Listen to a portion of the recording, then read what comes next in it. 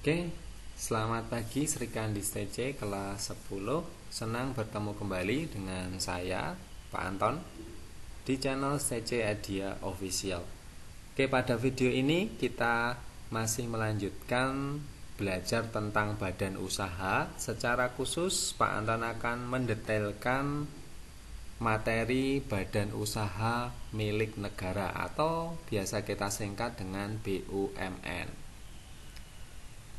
Di pertemuan sebelumnya atau di video sebelumnya kita juga sudah membahas apa itu badan usaha, bedanya dengan perusahaan itu apa, dan juga badan usaha itu dapat dibedakan berdasarkan kegiatannya dan berdasarkan modalnya.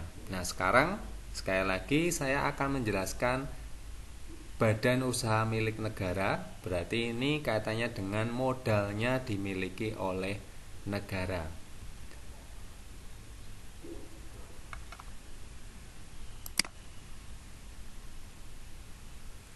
Oke, kita cari kata kunci dari pengertian ini. Jadi badan usaha milik negara ini adalah badan usaha yang seluruh atau sebagian besar modalnya dimiliki oleh negara. Berarti di sini ada dua kemungkinan, teman-teman. Jadi modalnya itu dikuasai oleh negara sepenuhnya atau hanya sebagian besar. Nah, sebagian besar itu berapa? Nilainya atau berapa persentasenya, yaitu 51%. Nah, secara umum itu batas yang dikuasai oleh negara.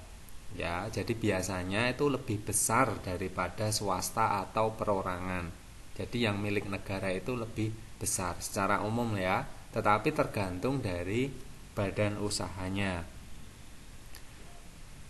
Nah, tentunya modalnya ini ya didapat atau diperoleh dari mana? Yaitu dari penyertaan secara langsung yang berasal dari kekayaan negara yang dipisahkan. Begitu ya kira-kira. Oke, kita lanjutkan. Nah, badan usaha milik negara ini memiliki dua bentuk. Ya, kalau dulu mungkin di buku-buku yang lama atau lawas begitu ada tiga, ada satu lagi yang namanya perjan, tetapi sekarang sudah tidak ada.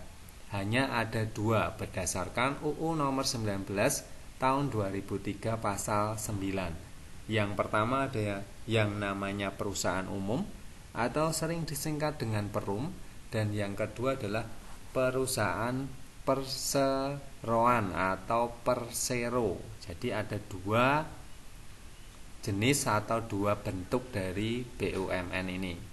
Kita bahas satu-satu. Yang pertama, perum. Nah, pasti teman-teman itu sering mendengar istilah yang namanya perum. Nah, perum ini adalah perusahaan milik negara yang modal seluruhnya itu milik negara. Ya, catatannya di sini adalah seluruhnya.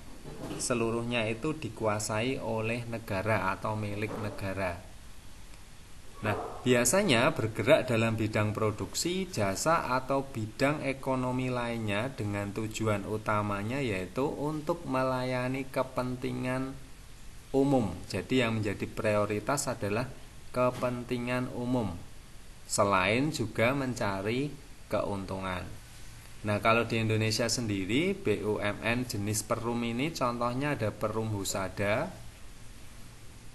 Perum Husada Bakti ya, ada Perum Pegadaian, ada Perum Pelayaran, ada juga kalau teman-teman itu lihat di uang kertas itu di sana ada Perum Peruri ya. Itu juga bagian dari perusahaan umum. Contoh lain ya ada Perum Damri, Perum Bulog, ada Perum Percetakan Uang Republik Indonesia tadi ya, yang kita sebut sebagai Peruri tadi. Nah, sedikit informasi tambahan bahwa Perum ini nanti modalnya itu tidak terbagi atas saham, jadi tidak ada di pasar modal ini ya. Jadi jenis BUMN Perum ini tidak ada di pasar modal. Oke, semoga paham ya. Nah, ciri-ciri perusahaan perum ini jelas yang pertama adalah di sini melayani kepentingan umum. Itu menjadi prioritas dari perum. Jadi yang kebutuhan-kebutuhan masyarakat secara umum ini dipenuhi oleh Perum. Yang kedua atau yang berikutnya, umumnya bergerak di bidang jasa vital, ya, karena kepentingan umum ini teman-teman. Ya, ini saling terkait, ya. Dibenarkan juga untuk memupuk keuntungan. Jadi mencari keuntungan itu juga diperbolehkan dalam undang-undang. Nah, statusnya jelas, yaitu badan hukum, berarti punya akta pendirian juga. Berikutnya, mempunyai nama dan kekayaan sendiri serta kebebasan bergerak seperti perusahaan swasta. Jadi dipisahkan dengan kekayaan negara, begitu ya. Ciri berikutnya yaitu hubungan hukumnya diatur secara hubungan hukum perdata. Jadi jelas ya, kalau ada sesuatu, kalau ada masalah juga bisa dibawa ke ranah hukum. Modalnya seluruhnya dimiliki oleh negara. Oke ya, ini tadi dalam pengertian juga sudah disampaikan. Dan kekayaan negaranya itu dipisah, atau kekayaan Perum dengan kekayaan negara itu dipisahkan. Nah, dipimpin oleh seorang direksi, pegawainya adalah pegawai perusahaan negara, dan tentunya setiap tahunnya ada laporan yang disampaikan kepada pemerintah. Jadi harus transparan, jelas juga ya. Berikutnya, ya ini bentuk yang kedua, yaitu perusahaan perseroan atau persero. Adalah perusahaan negara yang modal sahamnya itu paling sedikit 51% dimiliki oleh pemerintah. Nah, di sini ya. Jadi ini besarannya paling sedikit adalah 51%. Nah, yang lainnya berarti 49% itu dimiliki oleh siapa? Dimiliki oleh masyarakat ataupun ada nanti di pasar modal yang bisa dibeli oleh, sekali lagi, masyarakat ya, atau pihak swasta. Nah, biasanya bergerak dalam bidang produksi dengan tujuan jelas memperoleh laba. Nah, di Indonesia sendiri ini contoh-contohnya ada PT Telkom, PT Pos Indonesia, PT Semen Gresik, ya, PT Bank Mandiri. Nah, ini sahamnya ini bisa teman-teman beli di pasar modal, begitu ya kira-kira. Ada contoh apa lagi kira-kira? Ya, ada PT Pertamina, ada PT Kimia Farma, dan seterusnya. Teman-teman bisa browsing di Google, banyak ya. Nah, ciri-ciri perusahaan perseroan ini seperti apa? Jelas, yang pertama ya ini adalah memupuk keuntungan ya. Jadi mencari keuntungan ini yang menjadi prioritas pertama. Selain itu juga berbentuk badan hukum ya, yang berbentuk PT. Ya, hubungan usahanya diatur menurut hukum perdata. Jadi yang sama ya dengan perusahaan Perum tadi. Terus modal seluruhnya atau sebagian merupakan kekayaan negara yang dipisahkan. Nah, ini ya. Dimungkinkan juga join dengan swasta nasional ataupun asing. Maka tadi ada 51% itu yang dikuasai oleh negara. Berikutnya, tidak memiliki fasilitas-fasilitas negara.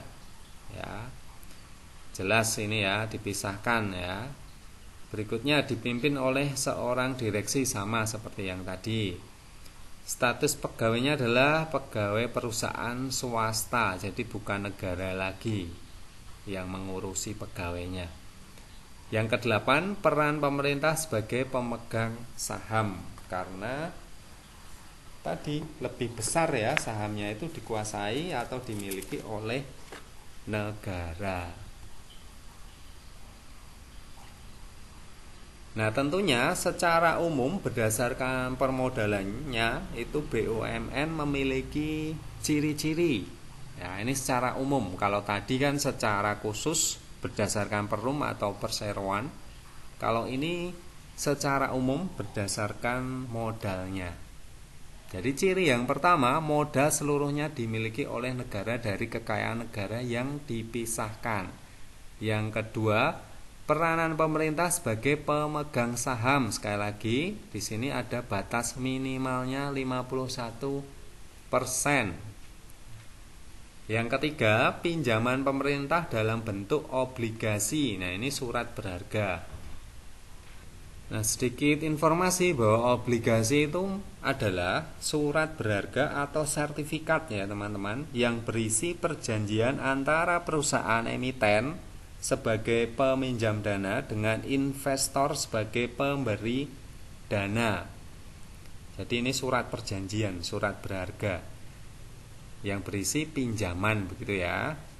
Lanjut yang keempat, modal juga diperoleh dari bantuan luar negeri. Nah, ini boleh, diperbolehkan. Yang kelima, bila memperoleh keuntungan nanti dimanfaatkan untuk kesejahteraan rakyat. Ya, dan yang keenam, nah ini masuk di APBN ya teman-teman ya.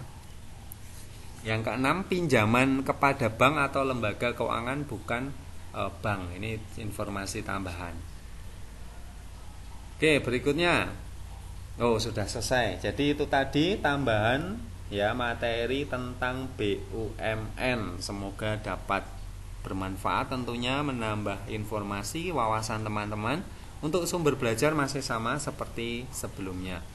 Oke, sekian video ini. Kita lanjut di video berikutnya tentang BUMD dan BUMS. Nanti ada di video berikutnya. Terima kasih, sampai ketemu di video berikutnya.